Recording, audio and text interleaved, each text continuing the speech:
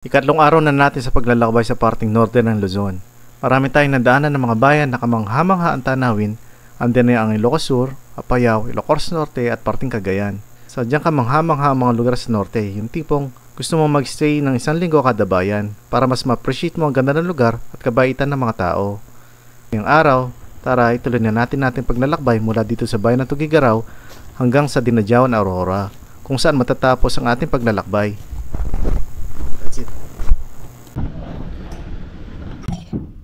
Alright, good morning. So ito yung transient namin dito sa may Tugigaraw. Meron siyang double deck, isang bahay ng isang lababo. So yung araw mga tol, pabiyahe tayo magmula dito sa Tugigaraw papunta ng Isabela. And then along the way, titignan na natin kung may makikita tayong magandang scenery na pwede namin share sa inyo. And then tatagos tayo ng Etiague going Dinajawan and then Bacolod, Baler, and so on hanggang Cabanatuan, Pampanga. So target natin yung araw ma-accomplish lahat yun at makauwi tayo ng ligtas sa Pampanga. So yun lang tol, tara samahan nyo lang kami ngayong araw. This is the third day of our journey from the dito sa North Loop Tour natin, no? Sensya na kayo at hindi ganun karami yung napuntahan namin mga tourist spot kasi cool yung oras namin. Anyway, marami pa tayong mapupuntahan sa mga susunod na panahon. Tara, laga na kami para mas marami pang distance na ma-accomplish ngayong araw. Alright, let's go!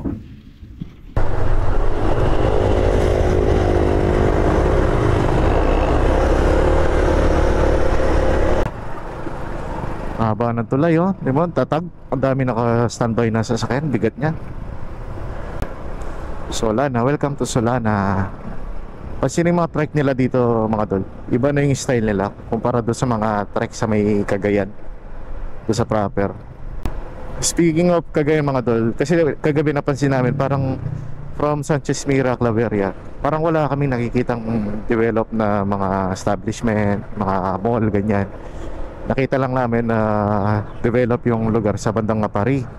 Ngayon pala, sabi ni Kuya, yung sa transient, na yung dinaanan namin, parang ano lang siya. Parang mga palengke lang yung makikita mo. Pero kung gusto mong makita yung mga school, hospital, ganyan, papasok ka pala sa mga mismong bayan ng mga lugar.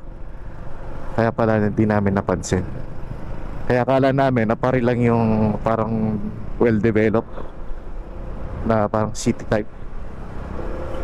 Ganun pala.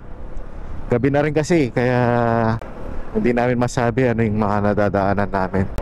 Kaliwa ka niyan, Nepal.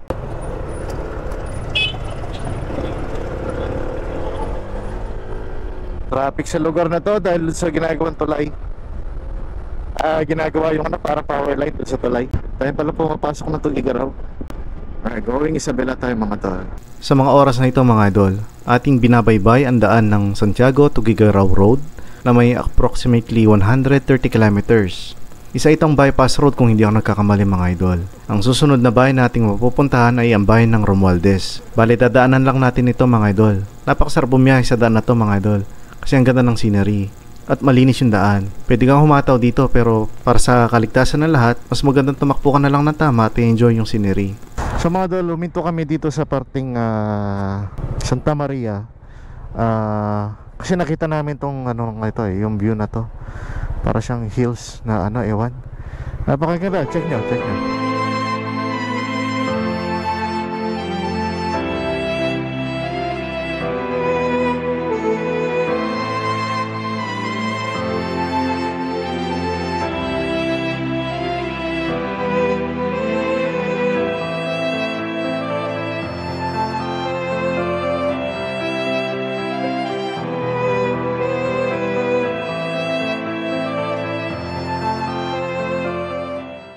So yung mga dalo, ang ganda-ganda ng dito, ng tanawin.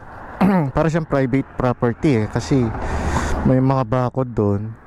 At the same time dito, parang may mga kabayo ata doon o baka. Anyway, ganda.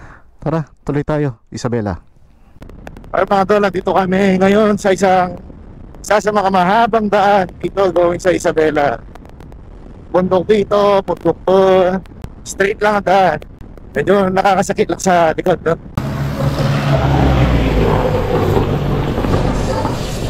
Dito kami ngayon sa San Mateo, Isabela. Sobrang init. Nagbuko muna kami kay ate. May isang oras pa bago tayo makatating ng Santiago. And then, dito tayo magla-lunch. Sa alas 12 na ata ngayon eh. So tara, sobrang init. Okay, dito tayo sa bayan ng Etiague, Queenstown of Asia. Dumaan na kami dito dati noong 2x2 Endurance. Alala ko itong Etiague. Maraming mga riders dito. Isa kasi sila sa mga organizer noong 2x2 Endurance. Usually ang ruta sa Baler at saka sa May Quirino. Alright, susunod na bayan, ano na, Santiago. Medyo sumasakit na yung likod ko mga tol. Sign of aging na talaga o talagang dahil sa daan. Mainit yung panahon. Sana mamaya sa kabundukan hindi umuulan. Kasi medyo maulap na oh. So tara, ilang minuto na lang makakadating na tayo sa May Santiago. Instead na mag-breakfast kami doon, lunch na. Let's go mga tol. Dito kami ngayon sa May San Agustin, Isabela. At malapit na kaming makyat kaso yung ulan padating na. Kailangan namin ganap na silong. Kailangan maganap ng mga ano, may kainan ba dito? Para pahinga muna kami. Ulan na mga tol. Change outfit na naman. Yan o, may ano na, patak na ng tubig. Kailangan mag-change outfit. Kundi maulit nangyari dun sa Blazing Mountain of the Gods. Laki na patak. Tabi muna kami. Ulan na mga dol. Pwede kang magsilong.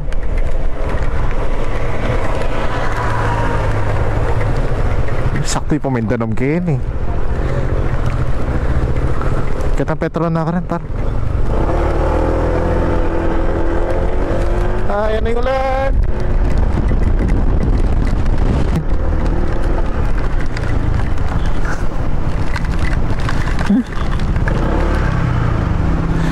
Lakas ng ulan.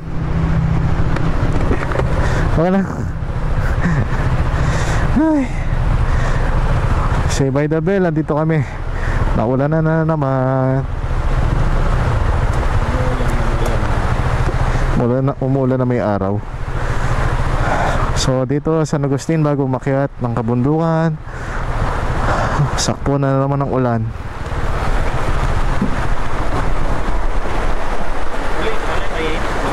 Mga dumalan. Tingnan lang dito, saglit mga tol. Nandito ngayon tayo sa San Agustin. Papunta ngayon tayo sa ano, sa Matela. Ito yung daan. Ito yung paakyat na daan. Siguro kung biglang uulan, ang tabay lang. Alam, mayroong truck na paakyat oh. Mabagal niya. Sa Matela na lang kami kakain and then diretso na papuntang Benedyaman. Sa update mga dol, nandito pa rin kami going Matela. Naputan kami ng ulan and then gutom na rin kami. Dito kami sa store. Dito sa Say Hello Camel. Yan, paakyat yung daan no. Pababa siya doon. Hirap mag-park eh. Medyo elevated kasi yung ano, yung semento. So, subukan muna namin kumain dito. Then mamaya pupunta kaming Madela. So, check natin yung anong meron dito.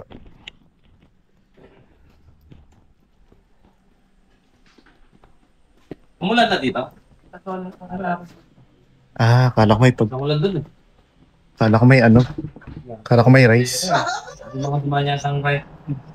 Pwede magdikit dito? Medyo po. Sige, nabigit ko naman. Mamaya, hindi din ako. Kasama si Jawa. Jowa mo ito, Blan? Dito tayo sa tindahan. Mga pumunta na rin, no? Kala ko may rice. Marami rin yan na. Anong meron? Merienda? Meron? Pwede ko mas... Pwede. Sana tayong pwede makain dito. Sa likod ko.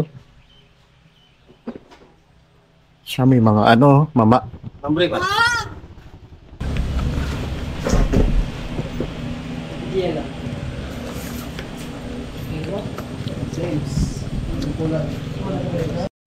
Okay.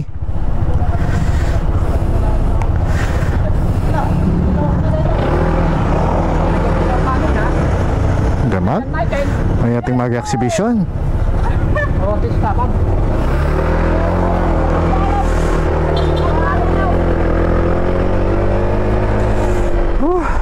Naparaskuhan mga dol. Nabuhayan ulit ng dugo. So dire-diretso na kami sa Dinadjawan. Hindi na kami titigil sa sa May Madela. Super late na kami. Salamat, maganda na yung panahon. Nakakwentuhan pa namin yung may-ari ng tindahan. May asawa pala siyang taga Magalak, Pampanga. So tuloy-tuloy na to. Salamat sa magandang panahon. Alright, let's go. Madela, Madela. Itong daan patungong Madela mga dol, makikita mo yung mga bulabundukin dito. Yung ganda ng daan. Nakakalula yung mga daan dito. Up and down.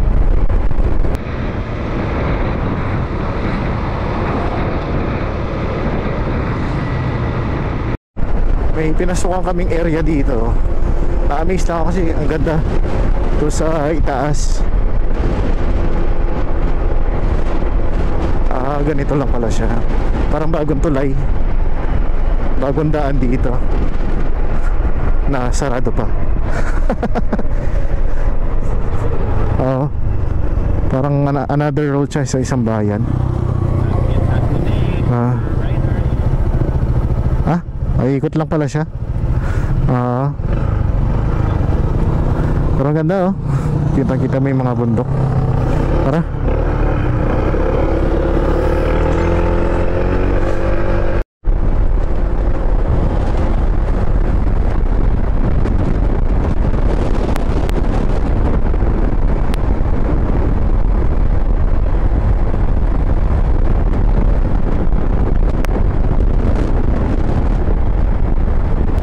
Mga doon, nandito na tayo sa boundary ng Dinadjawan. Pansinin yung mga buko, parang season nila para magpalit ng mga dahon. So ito na yung unit gas station. Ito yung daan papuntang Kasiguran. Ito yung Dinadjawan. Ayun na par.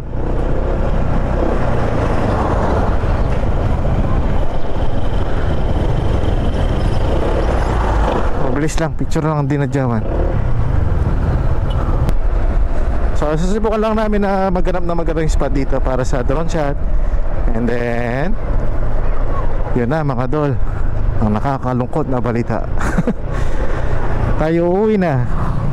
At tapos na ang ating North Loop Tour ngayong 2025. Ito yung third video natin.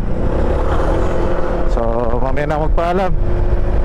Baka may makita pa tayo mas magandang mga spot na pwedeng puntahan dito sa Baler. Alright. Kami mag-video ng drone shot sa may Dinadjawan. Ang lakas ng hangin dito. Hindi ka rin makapagpalipad ng drone dito ng maayos. Tsaka maraming mga electric wire. So diretso na kami doon para nabulan namin kasi magdidilim na. Hindi ka pwedeng magpalipad ng drone ng gabi. Parang nung Ironman lang, pag nasa Baler ka na, dito park ka na ng Baler, nakakalungkot na kasi ibig sabihin pauwi ka na, patapos na ang iyong ride. Back to normal na. masaya kami at dahil na-accomplish namin ni Marvin yung North Loop at napuntahan namin yung mga gusto namin puntahan maliban doon sa Santa Ana. Yung isa pa rin naman, ginabi kami Tugigaraw, hindi namin napuntahan yung Calao Cave dahil biting kami sa oras. Siguro babalikan na lang yon sa other time. Ano pa ba hindi napuntahan? Marami kaming nakita sa mapa na pwedeng puntahan, kaso kailangan talagang mag-spend ng time. Kulang na kulang yung oras. Ayun, tara diretso tayo dito sa may shark fin na tinatawag dito sa Tinadyawan. Ang ganda, oh.